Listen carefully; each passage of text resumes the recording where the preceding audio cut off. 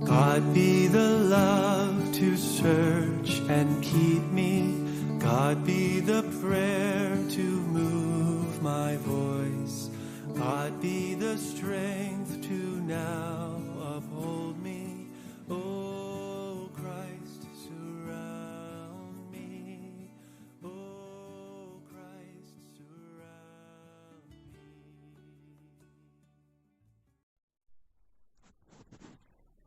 Hechos de los Apóstoles 16, 6.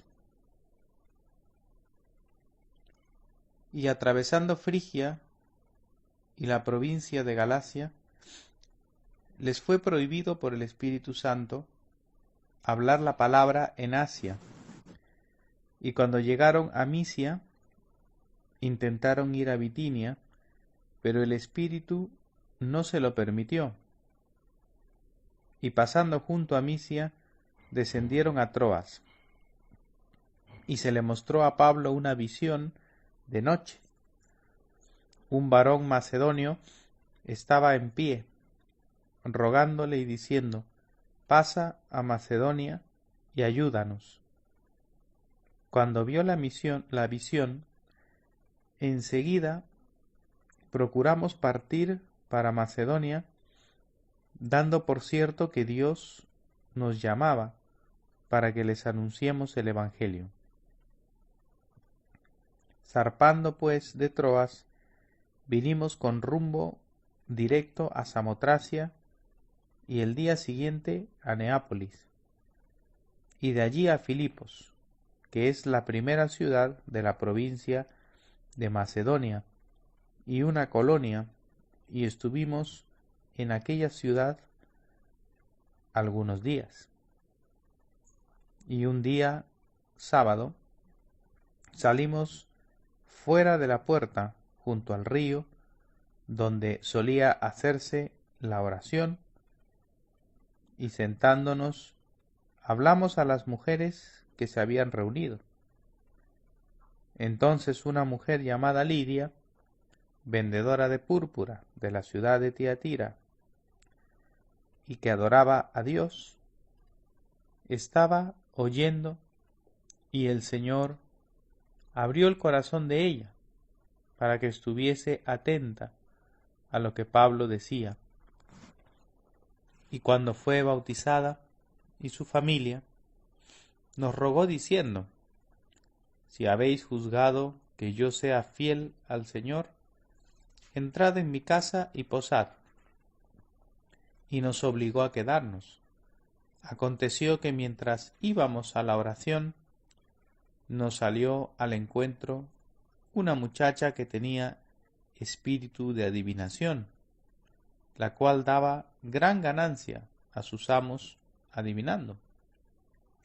Esta, siguiendo a Pablo y a nosotros, daba voces diciendo: estos hombres son siervos del Dios Altísimo, quienes os anuncian el camino de salvación.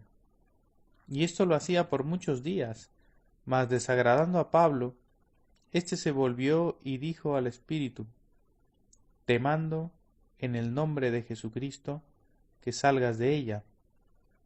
Y salió en aquella misma hora. Pero viendo sus amos que había salido la esperanza de su ganancia, prendieron a Pablo y a Silas, y los trajeron al foro ante las autoridades. Y presentándolos a los magistrados, dijeron: estos hombres, siendo judíos, alborotan nuestra ciudad, y enseñan costumbres que no nos es lícito recibir ni hacer, pues somos romanos.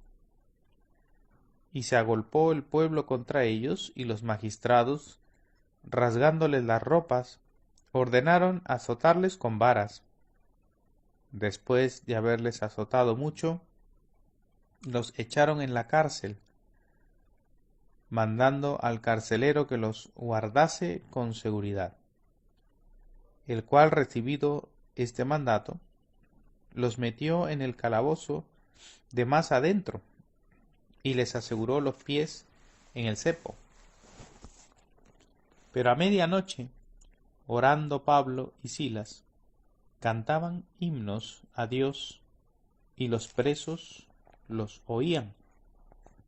Entonces sobrevino de repente un gran terremoto, de tal manera que los cimientos de la cárcel se sacudían, y al instante se abrieron todas las puertas, y las cadenas de todos se soltaron. Despertando el carcelero y viendo abiertas las puertas de la cárcel, sacó la espada y se iba a matar, pensando que los presos habían huido. Mas Pablo clamó a gran voz, diciendo: No te hagas ningún mal, pues todos estamos aquí. Él entonces, pidiendo luz, se precipitó adentro y temblando se postró a los pies de Pablo y de Silas, y sacándolos les dijo: Señores, ¿qué debo hacer para ser salvo? Ellos dijeron: Cree en el Señor Jesucristo y serás salvo tú y tu casa. Y le hablaron la palabra del Señor a él y a todos los que estaban en su casa. Y él, tomándolos en aquella misma hora de la noche, les lavó las heridas, y enseguida se bautizó él con todos los suyos. Y llevándolos a su casa, les puso la mesa y se regocijó con toda su casa de haber creído a Dios. Cuando fue de día, los magistrados enviaron alguaciles a decir: Suelta a aquellos hombres. Y el carcelero hizo saber estas palabras a Pablo: Los magistrados han mandado a decir que se os suelte, así que ahora salid y marchaos en paz. Pero Pablo les dijo: Después de azotarnos públicamente sin sentencia judicial, siendo ciudadanos romanos, nos echaron en la cárcel, y ahora nos echan encubiertamente. No, por cierto, si no vengan ellos mismos a sacarnos.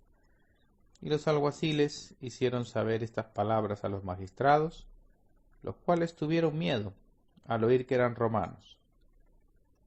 Y viendo y viniendo, les rogaron, y sacándoles, les pidieron que salieran de la ciudad. Entonces, saliendo de la cárcel, entraron en casa de Lidia, y habiendo visto a los hermanos, los consolaron y se fueron. Es palabra del Señor. Damos gracias, Señor. Gracias, Señor. Amén, hermanos. Que el Señor bendiga su palabra esta mañana para nosotros. En esta lectura que estamos viendo aquí de Hechos de los Apóstoles, una lectura un poco larga, pero estamos viendo el trabajo misionero del apóstol Pablo en el segundo viaje misionero, ¿no? Como así se le conoce. En la lectura anterior se ve como hay una disensión, un pequeño desacuerdo entre Bernabé y Pablo, ¿no? Que habían estado ya en el primer viaje misionero, pero como sabéis, en ese primer viaje misionero, que también al inicio les acompañó Marcos, o Juan Marcos, que es el evangelista Marcos, que era un jovencito, era joven, y primo probablemente de Bernabé, ¿no? Primo, sobrino, pero se cree que es primo. El tema es que este joven les dejó tirados, ¿no? Por decir de alguna manera, prácticamente al inicio del viaje, ¿no? Habiendo salido recién. Y Pablo no quería ir al segundo viaje con él, pero Bernabé sí quería. Y ahí tuvieron una pequeña, bueno, o más que una pequeña diferencia, a tal punto que se fueron por caminos diferentes, ¿no? Bernabé se fue con Marcos por otro lado, y Pablo se vino con Silas para empezar esta segunda misión, y es allí donde en Listra pues reclutan a Timoteo. Es aquí donde aparece la figura de Timoteo también, este otro joven de buen testimonio, de quien daban también pues todos los hermanos de allí daban un buen testimonio de él. Y Pablo le coge y le lleva, primero le circuncida. Ya sabemos, Pablo no es el que más predica en contra de volver a los ritos de la ley judía, ¿no? Pero le circuncida por una razón práctica, ¿no? Y ya ahí se ve, no es por un tema de la fe, sino porque todos sabían que su padre era griego, ¿no? Y para que él pueda entrar a las sinagogas y él pueda hablar con cierta autoridad, pues era, digamos, lo más prudente e inteligente circuncidarlo, ¿no? Entonces eso es lo que hizo Pablo, ¿no? Bueno, y después de eso, cuando salen en esa misión, ¿verdad? Vemos que ahí mismo Pablo está entregando a las iglesias, ¿verdad? Las ordenanzas, eso está en el versículo 4, ¿no? De ese capítulo. Iban entregando las ordenanzas. Esa palabra ordenanzas que aparece ahí en el versículo 4 es dogmas. De ahí viene la palabra dogma que tenemos nosotros los cristianos, ¿no? Los dogmas son, pues justamente eso, son ordenanzas o son cuestiones de la doctrina que para nosotros son de autoridad. Son cosas autoritativas. ¿A qué se estaba refiriendo aquí o a qué se refiere este versículo de que ellos iban entregando estos dogmas que habían acordado los apóstoles y los ancianos en Jerusalén? Se refiere al concilio de Jerusalén, que está en el capítulo anterior. ¿Os acordáis? ¿Cuáles eran esos dogmas? Que no era necesario justamente circuncidarse ni seguir los ritos de la ley de Moisés, ¿verdad? Sino que les había mandado, ¿no? Que se priven de fornicación, es decir, de toda la inmoralidad sexual que tenían los griegos, que se priven también de la idolatría, ¿verdad? Y que se priven de la sangre, ¿verdad? Entonces, de comer sangre, ¿no? Entonces, habían unos límites, por supuesto, ¿no? Entonces, eso es lo que la iglesia cristiana tiene, ¿no? Guardamos la ley moral de Dios y guardamos también, por supuesto, esos aspectos generales y que son aquellos que nos muestran el carácter de la santidad de Dios, ¿no? Ya lo hemos visto, la ley moral de Dios, ¿no? Que se resume en el amor a Dios y el amor al prójimo. Y también, por supuesto, la idolatría, que tenemos claramente esto, la iglesia cristiana. Y también sabemos, ¿no? No tomamos sangre, ¿no? Porque esto está en este primer concilio de Jerusalén y no debemos los cristianos tampoco comer sangre, como ya lo hemos dicho en otra ocasión, no porque la sangre sea impura, sino más bien porque la sangre nos muestra algo sagrado, más bien, ¿no? Porque en la sangre está la vida, ¿no? Y la sangre nos muestra la sangre de Cristo, ¿no? Entonces, la única sangre que toman los cristianos es la del Señor en la Eucaristía, ¿no? Pero ninguna sangre come el cristiano. Nosotros comemos el pan, el cuerpo y tomamos la sangre de Cristo en la Eucaristía, pero nada más. Y eso es por lo sagrado justamente que significa en la Escritura la idea de la sangre. ¿Bien? Y luego de esto, en la lectura ya que hemos hecho hoy, vemos cómo en esta misión que empieza aquí Pablo con Silas y con Timoteo, ellos están atravesando Frigia y Galacia y vemos que el Espíritu Santo les prohíbe hablar en Asia. No nos dice cómo, pero aquí vemos cómo el Espíritu Santo obra en nosotros y obra a través de circunstancias para decirnos cosas, para guiarnos, para mostrarnos, para hablarnos, para cerrarnos puertas y abrirnos otras. Aquí no explica el cómo, pero el Espíritu Santo les prohibió hablar en Asia. Luego el ministerio de Pablo y de ellos en Asia es grande, porque ahí está pues los Efesios, ¿no? La iglesia allí en Éfeso, Colosas, los Filipenses. Hay varias iglesias que están en esa región, pero el Señor en ese momento les dice que no se los permite. Y pasando junto a Misia, descendieron a Troas, y allí Pablo tuvo una visión. Esa visión también dada por el Señor, donde había un varón macedonio, y les dice, pasa a Macedonia y ayúdanos. Estamos viendo aquí que el Espíritu Santo está dirigiendo a ellos en su misión, y les está diciendo, no, todavía no Asia. Primero ir ahora a Macedonia. ¿no? Ellos estaban humanamente pensando ir a esa región, pero es el Señor el que les detiene y les dice no. Y así hace Dios muchas veces, ¿no? Cuando nosotros tenemos planes, incluso planes, por supuesto, buenos de hacer las cosas de Dios, de ir por una dirección, pero el Espíritu Santo puede, de formas misteriosas, pero claras, porque son formas diferentes en las que el Señor puede mostrar a través de la oración, a través de una visión, como vemos aquí, o a través de circunstancias, a través de personas, a través de muchas formas, el Espíritu Santo puede dirigir y decir no por aquí, sino que ve por aquí, ¿no? Y mostrarnos esto. Y aquí les está diciendo ir a Macedonia. Macedonia estaba enfrente de Asia, ¿no? Y Macedonia era ya Europa, ya era el inicio, digamos, de Europa, ¿no? Entonces, cuando ellos ven eso, porque allí todavía no había llegado el Evangelio, eso era un territorio virgen, ¿no? El Evangelio no había llegado a esa zona de Europa. Entonces, ellos zarparon desde Troas y cogieron esa ruta por Samotracia, por Neápolis y llegaron, eran unas rutas así un poquito escarpadas, ¿no? Como islotes que habían por ahí, y llegan a Filipos. Y Filipos era la primera ciudad de Macedonia, es decir, la primera ciudad de Europa, digamos, ¿no? Donde ya están llegando ellos en su misión, o sea, ya están cruzando allí a Europa. Y era una colonia, es decir, una colonia era una ciudad importante de los romanos, ¿no? No era como las otras ciudades, sino que eran colonias romanas, tenían una mayor importancia y un mayor poder. Y estuvieron allí algunos días. Y los sábados, es decir, los días de reposo, fueron al río donde solía hacerse la oración. Habían ciudades donde existían sinagogas que estaban bien estructuradas, ¿no? Es decir, ya tenían como un templo, no un templo, ¿no? Pero un espacio, ¿no? Un espacio ya dedicado para hacer una sinagoga. Habían otros lugares donde la sinagoga se hacía en una casa, tal como empezó la iglesia también en sus inicios, ¿no? En algunas casas, en unos lugares eran sinagogas, y en otros lugares se reunían los judíos a la oración y a la palabra y a la enseñanza también fuera, ¿no? Como en este caso.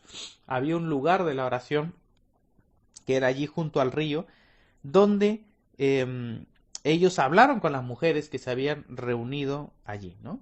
Y Pablo está anunciando el Evangelio, ¿no? Y vemos aquí como el Señor dice, abrió el corazón, tocó el corazón de Lidia para que estuviese atenta,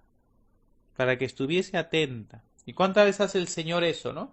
Que estamos con la cabeza en otro lado, no estamos escuchando atentamente la palabra de Dios, no estamos escuchando el mensaje del Señor, pero el Señor en su gracia cuántas veces nos llama la atención para que estemos atentos a lo que estamos escuchando, ¿no? Y eso es lo que hace el Señor allí, le hace estar atenta a Lidia para que escuche con atención el anuncio del Evangelio y crea. Y evidentemente creyó, porque ya de inmediato nos dice cuando fue bautizada, ¿no?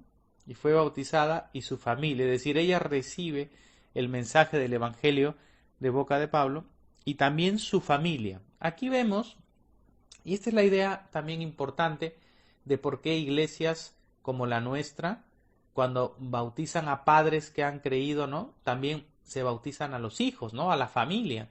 Porque hay una relación del pacto, de la alianza, ¿no? De Dios con las familias, no solamente con los individuos, sino que Dios, al igual que Abraham, al igual que ellos, pues Abraham creyó a Dios, pero se circuncidó también su casa, ¿no? Se circuncidaron sus hijos.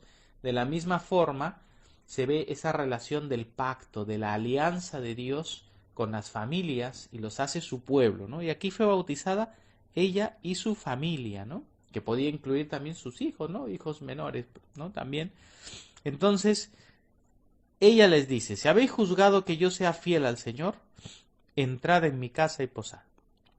Y se quedaron con ella, ¿no? Ahora, vemos ahí que en el camino, yendo a su casa, aparece este personaje o esta mujer que tenía un espíritu de adivinación.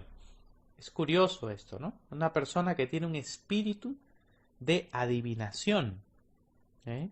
Y daba voces, y ojo, lo que decía no era malo, ¿no? Porque ¿qué es lo que decía, no? Estos son siervos del Dios Altísimo, quienes os anuncian el camino de la salvación. Pero estando muchos días detrás de ellos, a Pablo esto le molesta, y Pablo, con la autoridad de Cristo, le dice: te mando en el nombre de Jesucristo que salgas de ella, ¿no? Y salió de ella en esa misma hora. Este evento nos muestra una vez más la realidad del mundo sobrenatural, del mundo espiritual, tanto angélico bueno como el mundo angélico diabólico, ¿no? Y vemos aquí una persona poseída por un espíritu, al igual que en el ministerio del Señor Jesús, hubieron muchos, y esta persona tenía ese espíritu de adivinación. Y esto nos hace pensar y tener cuidado de que muchas veces hemos escuchado de personas que tienen capacidades sobrenaturales, ¿no? De adivinar cosas, hay, ¿no?, hechiceros, hay pitonisas, hay estas personas que hacen negocio, ¿no?, de la astrología, ¿no? No la astronomía, que es una ciencia, ¿no?, sino la astrología, que está hablando de estos magos, brujos, hechiceros, que pueden adivinar el futuro, que te leen las cartas, que leen algunos el pozo del café, un montón de cosas que leen, ¿no? La mano, para decirte cosas del futuro. El tema es que mucha gente dice: no, es que me ha dicho verdad, lo que me ha dicho ha ocurrido, ¿no? Algunas veces estas cosas son simplemente engaños, ¿no? Pero muchas veces sí que puede haber allí algún espíritu de adivinación. Puede haber alguna cosa espiritual, realmente diabólica, que esté dando una manifestación o nos esté diciendo algo que ocurre, ¿no? El diablo y sus ángeles no conocen el futuro en el sentido como Dios conoce el futuro y lo establece, ¿no? Porque Él es Dios. Pero Satanás lo que conoce perfectamente es cómo se desencadenan los eventos de la historia, y sabe bien lo que puede ocurrir con las cosas de una forma superior a los seres humanos, porque Él es un ser espíritu puro, ¿no? Es decir, es solamente espiritual y de gran poder. Entonces pueden ocurrir este tipo de cosas y manifestaciones, pero son diabólicas. Y sí, nosotros lo sabemos, pero lo digo para que siempre tengamos claro que si alguna persona nos habla de gente que tiene espíritus de adivinación o conoce cosas, nosotros tenemos que ser claros de que estas cosas no provienen de Dios. Y podemos, con la autoridad de Dios, como viene aquí San Pablo, ¿no?, fuera, ¿no?, en el nombre de Jesucristo, ¿no?, que salga de ella, y nunca nos metamos en esas cosas. Nunca nos metamos en ese tipo de situaciones donde están operando espíritus inmundos, ¿no? Más bien tomemos la autoridad de Cristo para rechazar eso y para echar fuera ese tipo de manifestaciones. Ahora, vemos que cuando hizo esto, pues Pablo y Silas terminan presos porque, claro, los que utilizaban a esta persona, los que la utilizaban para su propia ganancia, porque iba adivinando cosas y cobraban, era un negocio, pues se alborotan, ¿no? Alborotan la ciudad y los llevan a las autoridades y finalmente acaban presos.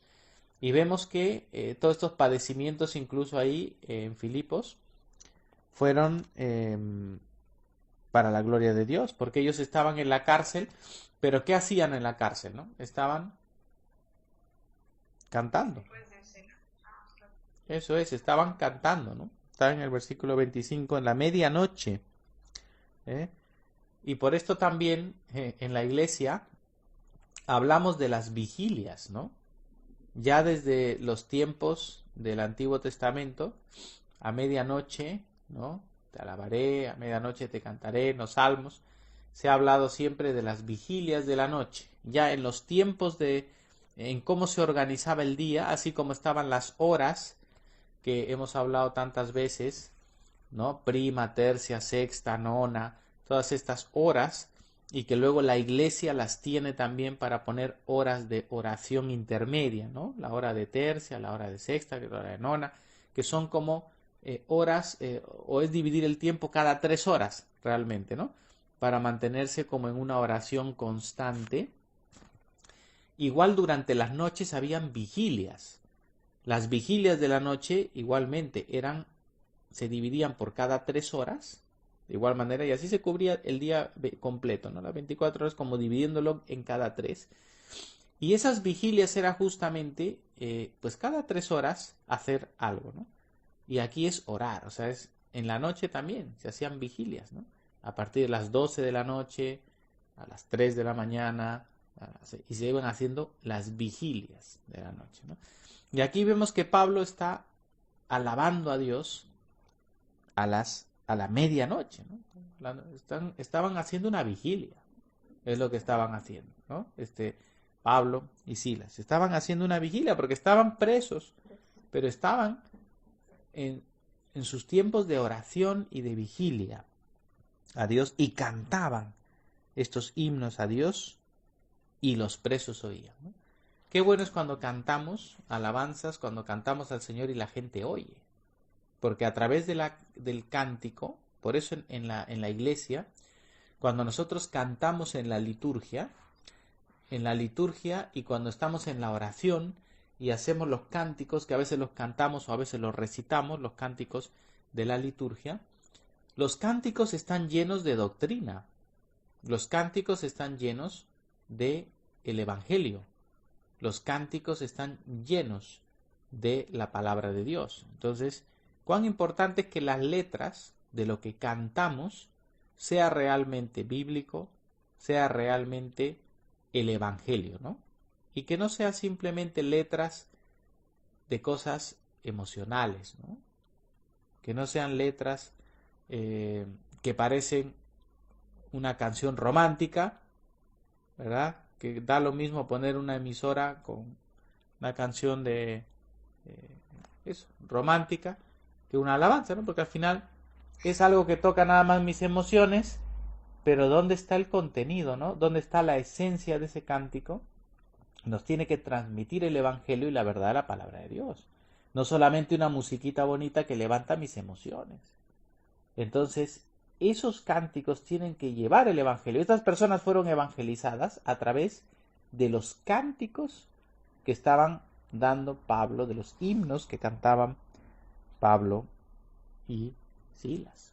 Entonces, vemos lo importante que es la música en la liturgia, el cántico en la liturgia, la letra de lo que estamos cantando, ¿verdad? Por eso somos muy cuidadosos nosotros, ya lo sabéis, con la liturgia en general y con lo que cantamos en la liturgia, con las letras de lo que cantamos.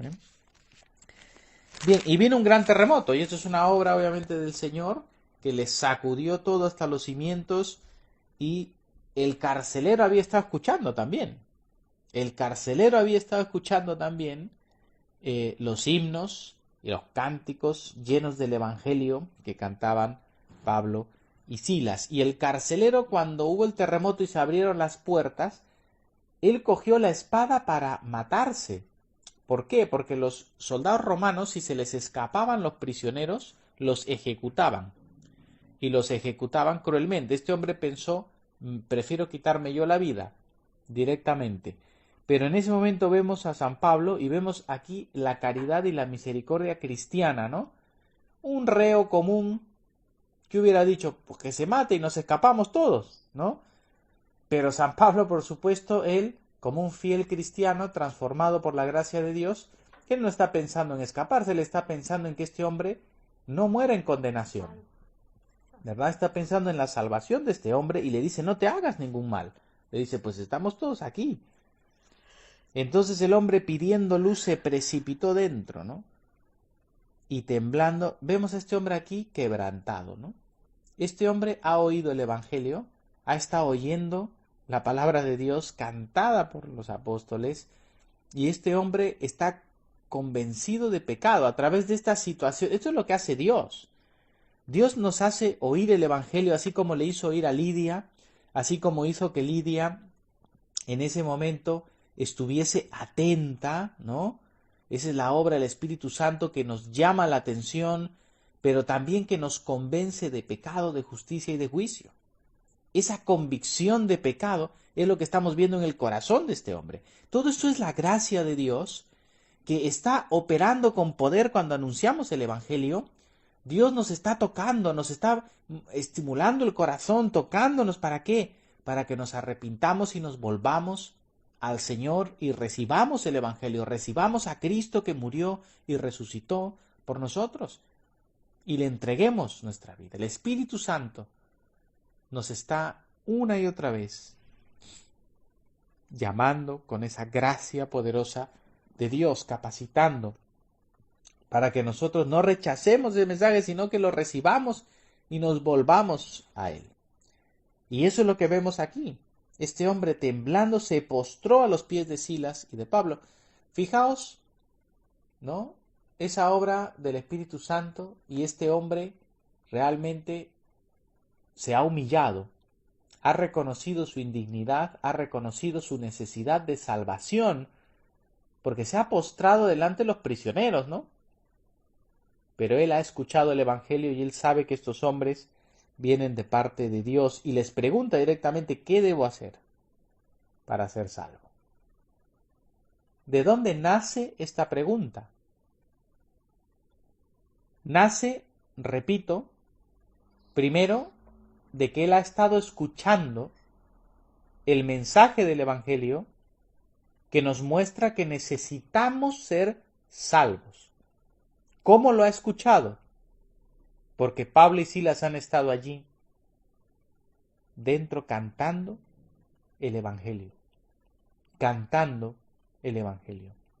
Seguramente también diciendo pasajes de la Escritura y anunciando el Evangelio, pero ellos estaban allí y todos oyendo. Y la obra del Espíritu Santo con poder en medio de ellos. ¿Qué debo de hacer para ser salvo? Y ellos le dijeron: cree en el Señor Jesucristo y serás salvo tú y tu casa. Esta es la promesa del Señor: cree en el Señor Jesucristo. Ya hemos visto en varias ocasiones que esta declaración del Evangelio, cree en el Señor Jesucristo, no significa solamente cree en tu cabeza, mentalmente, teóricamente, quién es Cristo. Ese cree significa entrégate a Cristo. Cree que Él es el Cristo, el Mesías. ¿Para qué? Para seguirle, para ser su discípulo. Cree en Cristo significa recíbele realmente como quien es, el Rey de Reyes y Señor de Señores, a quien le vas a entregar tu vida y le vas a seguir. Cree en ese Señor Jesucristo para seguirle. Y le hablaron la palabra del Señor. ¿Eso qué significa? Que le dieron esa declaración general a este hombre, es decir, cree en el Señor Jesucristo y serás salvo tú y tu casa, y a continuación le hablaron la palabra del Señor, es decir, le explicaron claramente el Evangelio, lo que el Evangelio es y lo que el Evangelio demanda de uno. Exactamente. Esto es una breve catequesis, ¿no? Efectivamente. Lo que hemos... la pequeña exposición que hice en la introducción de la catequesis, ¿verdad? Eso es lo que hicieron con este hombre. Una pequeña catequesis antes de ser allí bautizado, ¿verdad? Eso es lo que ocurrió allí. Entonces, vemos aquí el sentido de esta instrucción de hablarle la palabra del Señor. Palabra del Señor se está refiriendo justamente al corazón del Evangelio, a lo que es el mensaje del Evangelio, ¿verdad? A él y a todos los que estaban en su casa. Es decir, instruyó Pablo y Silas a todos los que estaban en su casa, y él, tomándolos aquella misma noche, les lavó las heridas y enseguida se bautizó él con todos los suyos. Entonces él mismo mostró un corazón totalmente pues nuevo, cambiado, lavó sus heridas, él está humillado, está dispuesto a recibir la gracia de Dios y se bautizó con toda su casa, al igual que Lidia, ¿no? Estos son dos ejemplos bíblicos preciosos de cómo Dios trata con las familias, de cómo Dios es un padre que quiere muchos hijos y quiere familias para él, ¿verdad? Y vemos la fe de este hombre, pero también vemos toda su casa involucrada en esa relación con Dios. Llevándolos a su casa, dice, les puso la mesa, comieron juntos y yo estoy prácticamente seguro de que allí celebraron la comunión, ¿no? Y partieron el pan en las casas como lo hacían los hermanos. Y se regocijó con toda su casa, con toda su familia, este hombre, dice, de haber creído a Dios. Es decir, ellos le dijeron, cree en el Señor Jesucristo y serás salvo tú y toda su casa. ¿Cuándo se ha regocijado este hombre de haber creído? Cuando ya toda su casa fue bautizada, ¿no? Él y toda su casa. Y ahí vemos todo el paquete completo, ¿no? Él se alegró de haber creído a Dios cuando todo llegó a ese punto culminante de ser bautizados, ¿verdad? Él y toda su casa. Bien, luego vemos que los magistrados querían ocultar el hecho de haber puesto en la cárcel a Pablo y a Silas porque eran romanos y ellos no sabían que eran romanos y esto tenía un castigo muy serio porque los romanos, para tratar con los romanos, eran muy cuidadosos. Con los demás les daba igual y no tenían derechos, pero un ciudadano romano sí que los tenía y a los magistrados podían condenarles también a muerte, incluso si habían sido injustos en su trato con un romano. Y por esa razón intentaron sacarles a escondidas. Pablo dijo no, que vengan ellos mismos. Pablo está defendiendo un poquito sus derechos también y dicen que vengan ellos y nos saquen, ¿no? Bueno, y así fue. Fueron ellos y les pidieron que se vayan y al salir fueron a la casa de Lidia, ¿no? Y la casa de Lidia ya es la iglesia en Filipos, ¿no? Esa casa de Lidia ya es la casa donde se reúne la eclesía, la asamblea, la iglesia del Dios viviente en Filipos, ¿verdad? Porque dice que en casa de Lidia, y habiendo visto a los hermanos, ¿verdad? Ya está la iglesia congregada donde Lidia, los consolaron, los animaron y se fueron. Entonces vemos aquí en esta lecturita que hemos hecho hoy el nacimiento de la iglesia de Dios en Filipos, en Europa. Así nació la iglesia en Europa. Qué maravilla, ¿no?